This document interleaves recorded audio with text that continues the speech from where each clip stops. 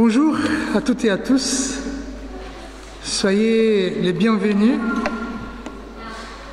en ce culte qui a comme but rendre un culte, adorer notre Dieu. Aujourd'hui, nous allons célébrer l'Ascension, même si le jour de l'Ascension a été jeudi le 9 mai, mais dans quelques églises, dans quelques calendriers liturgiques, on peut célébrer ces moments le dimanche. Jésus les emmena hors de la ville, près de Béthanie, et là, il leva les mains et les bénit. Pendant qu'il les bénissait, il se sépara d'eux et fut enlevé au ciel. Quant à eux, ils l'adorèrent et retournèrent à Jérusalem, pleins d'une grande joie. Voici la parole de Dieu qui nous dit que Jésus est monté, mais il reviendra. Je vous invite à la prière.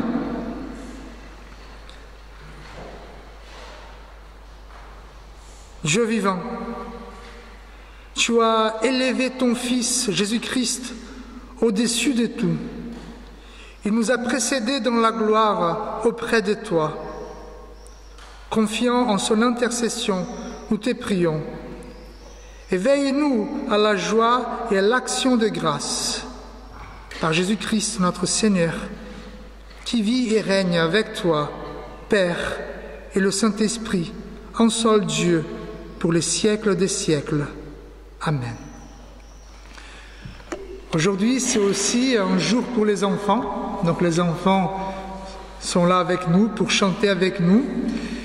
Je vous invite ce matin à avoir un temps avec Dieu. Je sais que nous venons au temple pour chanter, pour écouter la parole de Dieu. Mais je vous invite maintenant à parler à Dieu, à lui parler. Et maintenant, nous allons chanter deux chants. Un chant qui n'est pas trop connu, peut-être parmi vous, c'est un chant pas très classique, et un autre que nous allons chanter avec les enfants. Donc je vous invite à vous lever.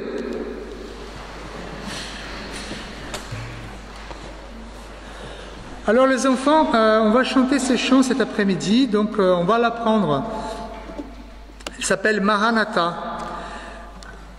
Donc on va juste l'apprendre avec les enfants. Je lève les yeux vers les montagnes. Alors, vous connaissez ce chant, non? Personne. D'accord. Donc, alors, tu veux chanter? Oui, viens. On a répété un peu chez nous.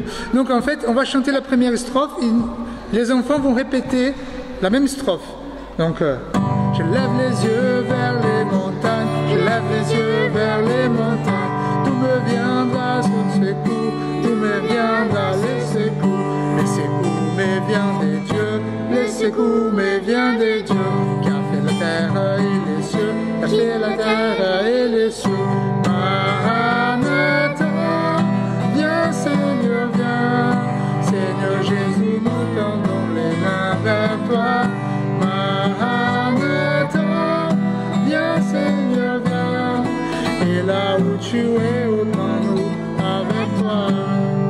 On peut essayer? Tout le monde.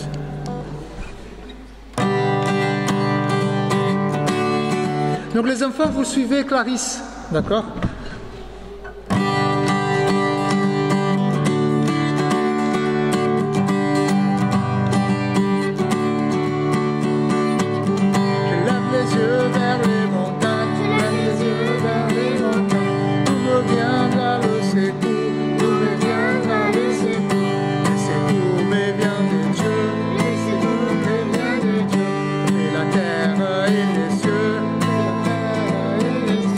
Maranatha,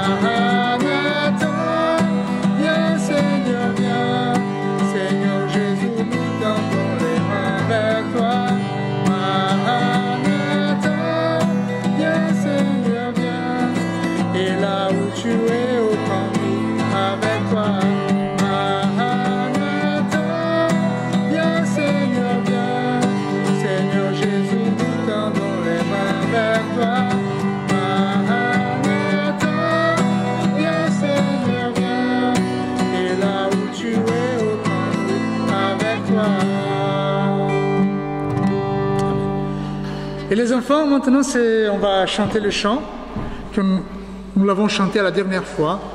Je vous invite à venir. Il y a quand même des gestes à faire. Je ne sais pas si vous vous souvenez. Vous en souvenez? Super. Donc c'est...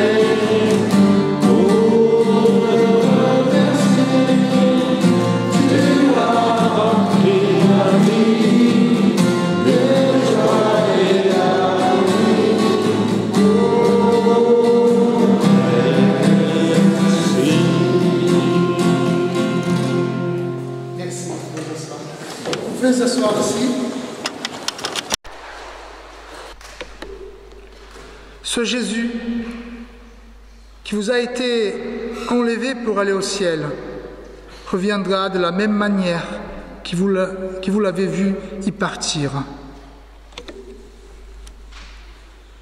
Cependant, personne ne sait quand viendra ce jour ou cette heure, pas même les anges dans les cieux, ni même le Fils. Le Père seul le sait. Attention, ne vous endormez pas, car vous ne savez pas quand le moment viendra. Ce sera comme lorsqu'un homme part en voyage, il quitte sa maison et on laisse les soins à ses serviteurs. Il donne à chacun un travail particulier à faire et il ordonne aux gardiens de la porte de rester éveillés. Restez donc éveillés, car vous ne savez pas quand le maître de la maison reviendra. Ce sera peut-être le soir, ou au milieu de la nuit, ou au chant du coq, ou le matin. S'il revient tout à coup, il ne faut pas qu'il vous trouve endormis. Ce que je vous dis, c'est là, je l'ai dit à tous, restez éveillés. Voilà la loi de notre Seigneur Jésus-Christ. Le jour de l'Ascension, c'est le jour où Jésus monte au ciel pour aller à la droite de Dieu. Il laisse son Église et l'Esprit Saint. Mais pendant qu'il est là, à la droite du Père, il nous demande de rester éveillés. Il va venir et qu'il nous trouve éveillés.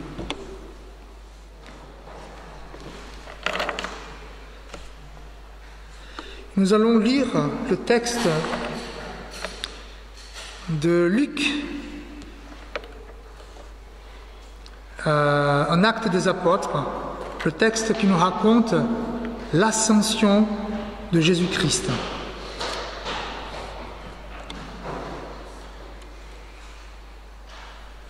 Bon, c'est un peu différent, donc je lirai là-bas.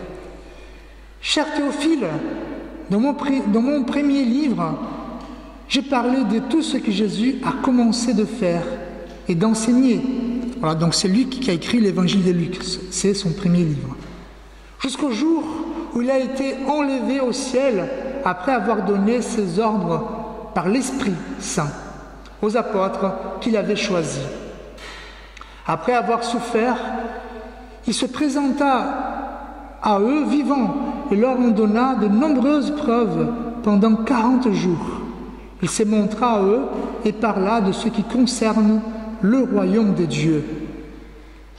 Alors qu'il s'est trouvé en leur compagnie, il leur recommanda de ne pas s'éloigner de Jérusalem, mais d'attendre ce que le Père avait promis. Ce que je vous ai annoncé, leur dit-il.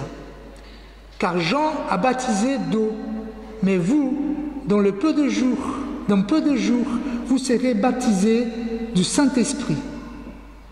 Alors que les apôtres étaient réunis, ils lui demandèrent « Seigneur, et c'est à ce moment-là que tu rétabliras le royaume d'Israël ?»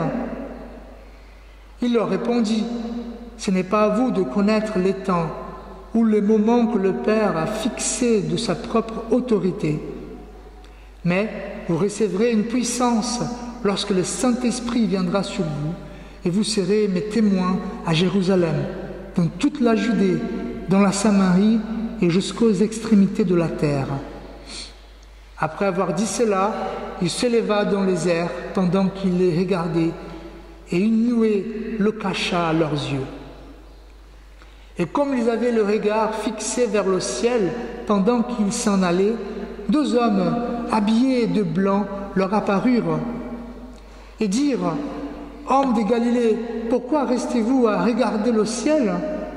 C'est Jésus qui a été enlevé au ciel du milieu de vous, reviendra de la même manière que vous l'avez vu aller au ciel. » Voici les paroles de notre Dieu. Prions. Père éternel, nous sommes devant un récit historique de notre Église, du christianisme. Ce récit qui nous revient toujours et toujours et toujours. Mais nous te prions que ce matin tu puisses nous bénir avec un message nouveau pour notre cœur et pour nous en tant qu'Église. Nous te prions avec foi. Amen. Chers amis, quand on va à un concert, au théâtre ou à un match, on a hâte de voir le commencement de ces spectacles, n'est-ce pas, pour en profiter au maxi.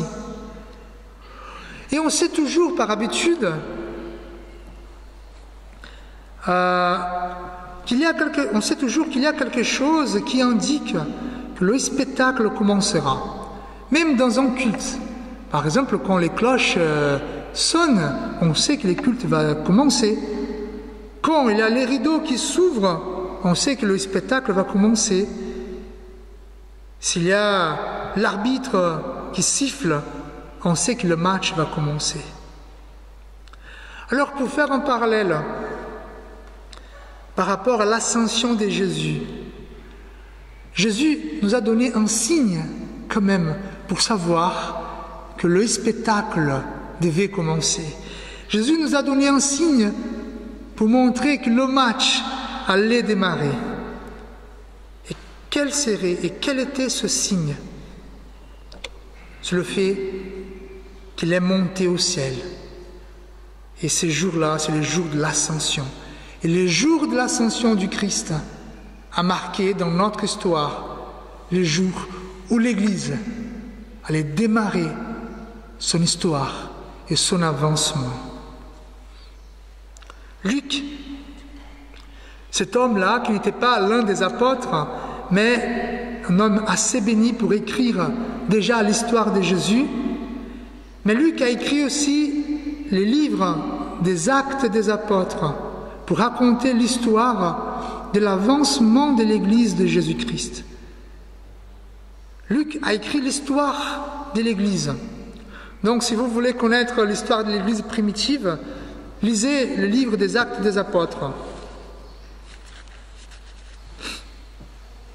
Évidemment, Luc, il met l'accent sur les actions de l'Église, mais une Église qui est guidée par le Saint-Esprit. Donc, nous ne pouvons pas comprendre ni voir l'avancement de l'Église de Jésus sans prendre en compte la puissance du Saint-Esprit.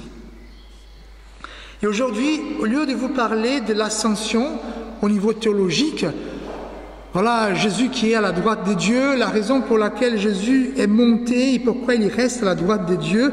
Jésus, cet avocat qui intercède pour nous. Je voulais parler plutôt du contexte qui entoure l'ascension de Jésus. Pourquoi? Parce que c'est très important et à mon avis, le contexte de l'ascension de Jésus nous encourage à vivre aujourd'hui en tant qu'Église. En lisant le récit de l'introduction du livre des Actes des Apôtres, on constate que Luc souhaite souligner 3 éléments qui composent le contexte de l'ascension de Jésus. Et ces éléments sont présents dans toute l'histoire de l'Église. Et ces éléments façonnent les prédications et la manière de l'Église de vivre dans ce monde. D'abord, la première chose que Luc, dans cette petite introduction, il souligne, c'est la résurrection historique de Jésus. Ça veut dire, Jésus est vraiment ressuscité dans les temps et dans l'espace. Il est vraiment ressuscité dans l'histoire. Le deuxième élément souligné par Luc, c'est l'espérance du royaume de Dieu. Combien cette espérance du royaume de Dieu qui viendra sur la terre, combien de fois cette espérance a nourri des prédicateurs, des églises, des missionnaires. Et la troisième chose soulignée par Luc, c'est la présence et la puissance du Saint-Esprit. Et nous allons voir ces 3 éléments ce matin. La résurrection historique de Jésus, l'espérance du royaume de Dieu et la présence et la puissance du Saint-Esprit. Et pourquoi? Afin que ces 3 éléments nous encouragent à vivre notre vie en tant qu'Église du Seigneur. Autrement dit, pour continuer le travail de Jésus, pour continuer aujourd'hui le travail que les apôtres ont commencé. Le premier élément de la résurrection, de l'ascension de Jésus, c'est la résurrection historique de Jésus. Voyons la façon dont Luc met en œuvre ce thème. D'abord, il va dire, « Cher Théophile, dans mon premier livre, j'ai parlé de tout ce que Jésus a commencé de faire et d'enseigner. » Donc la première chose qu'il souhaite, c'est de lier l'histoire de l'Église avec l'histoire de Christ. Comme je vous ai dit, sans Jésus, l'Église ne peut pas avoir lieu. Par exemple, si nous voulons avoir une association chrétienne, sans Jésus, ça ne marche pas. Si nous voulons avoir une association chrétienne qui ne fournit pas des cultes, des rassemblements où nous louons notre Dieu, désolé, mais ce n'est pas en Église, c'est une association qui fait des kermesses, une association qui fait des lotos, qui fait tombola, autre chose. Mais sans Jésus, l'Église n'est pas en Église. C'est pour ça que Luc, il veut tout de suite lier l'histoire de l'Église avec l'histoire de Jésus. Cette histoire qui va de la naissance de Jésus jusqu'à l'ascension. Alors, Luc va souligner autre chose aussi très importante par rapport à l'historicité de Jésus et de la résurrection de Jésus.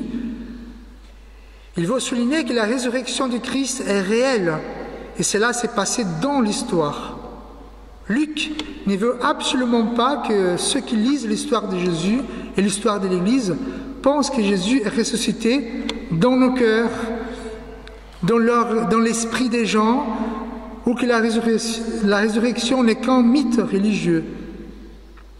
Pour cela, il va dire que la mort de Jésus a été publique et que Jésus, pendant le temps de la résurrection, il a enseigné les disciples. Il va même parler des 40 jours. Évidemment, 40 jours dans la Bible, il y a un symbolisme là.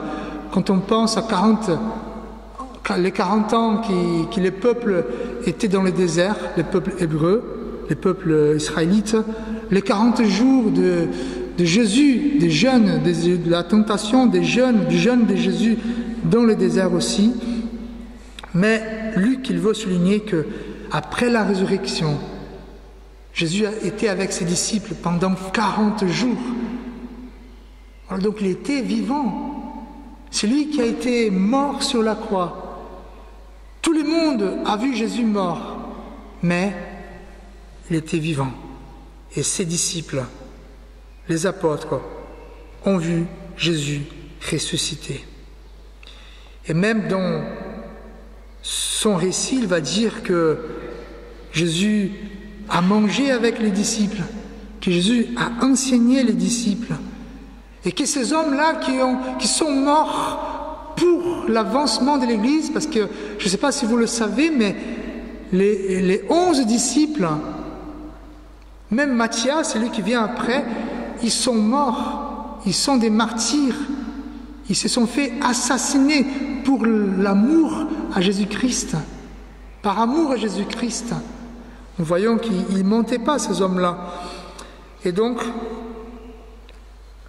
on voit que Luc, il souhaite nous montrer d'abord, la première chose, c'est que la résurrection de Jésus était réelle dans l'histoire.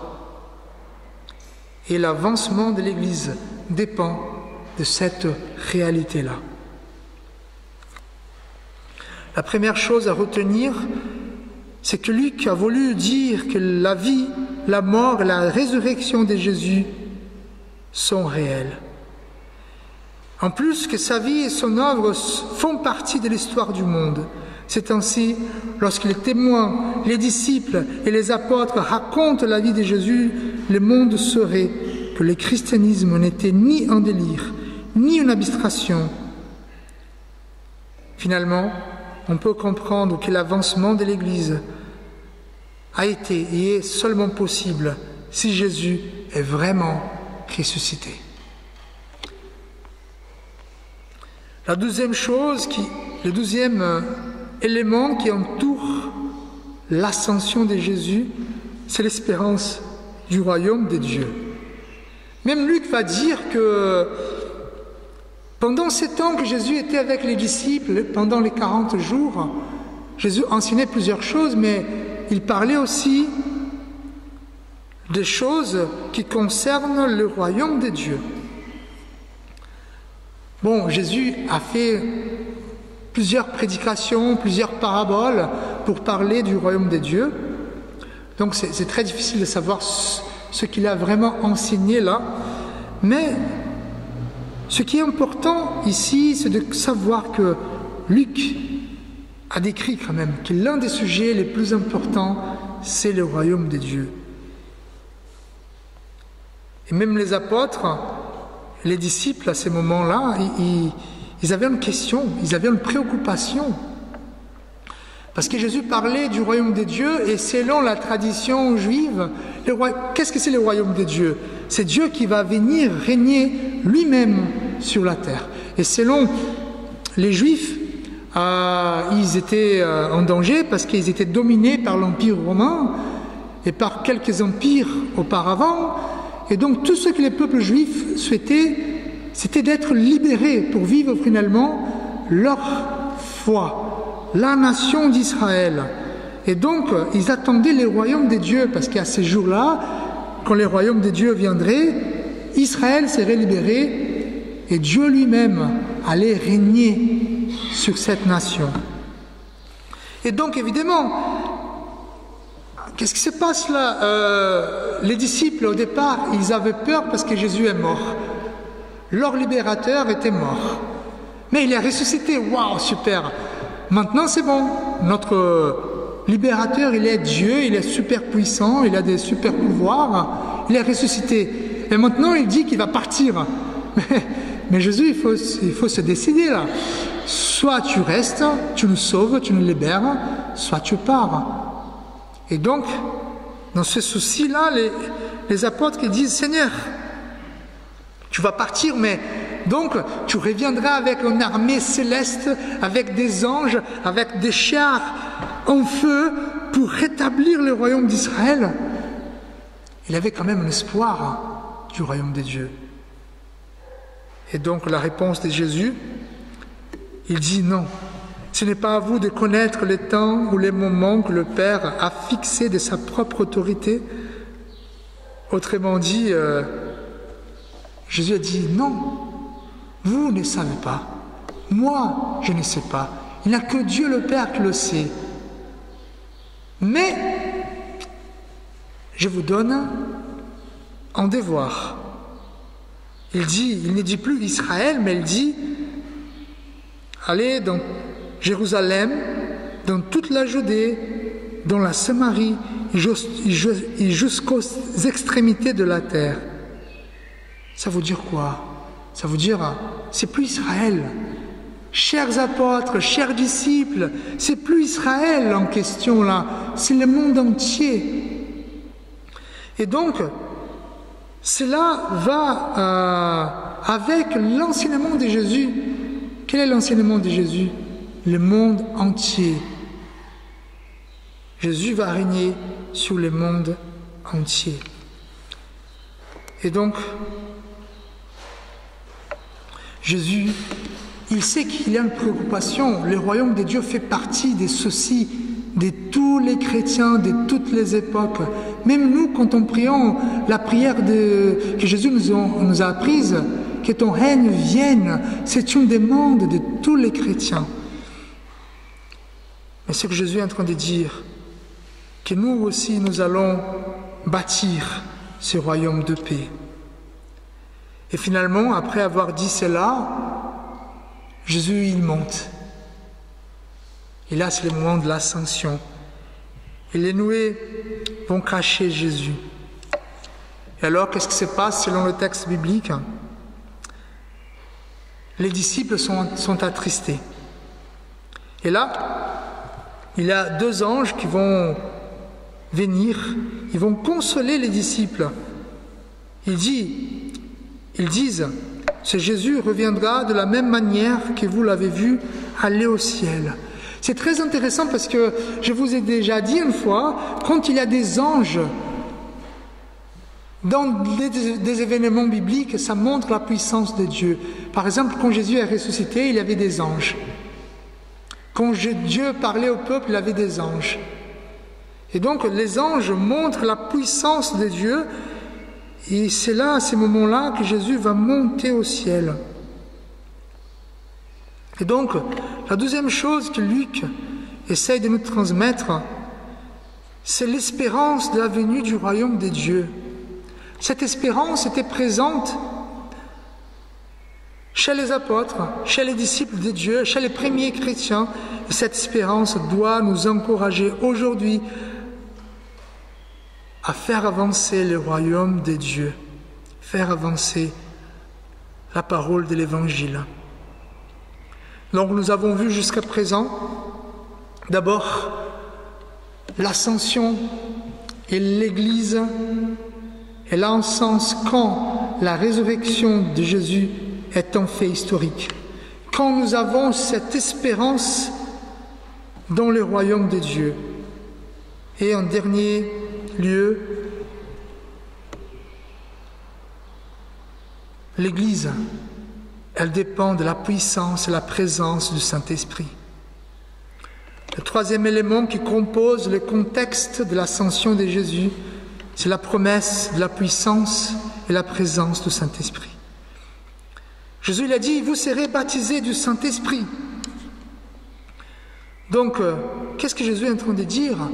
Vous ne serez pas seuls. Moi, je partirai, je vais m'asseoir à côté de Dieu le Père et je vais vous envoyer le Saint-Esprit. Et cela, c'est une promesse de Dieu qu'on trouve au prophète Ésaïe. Et Jésus demande que ses disciples restent en Jérusalem, parce que c'est là-bas que cette promesse doit s'accomplir. Et en fait, c'est par la puissance du Saint-Esprit que l'Église pourra avancer. Ça veut dire quoi, frères et sœurs? Ça veut dire que croire simplement que Jésus est ressuscité, C'est important, c'est essentiel, mais ce n'est pas assez.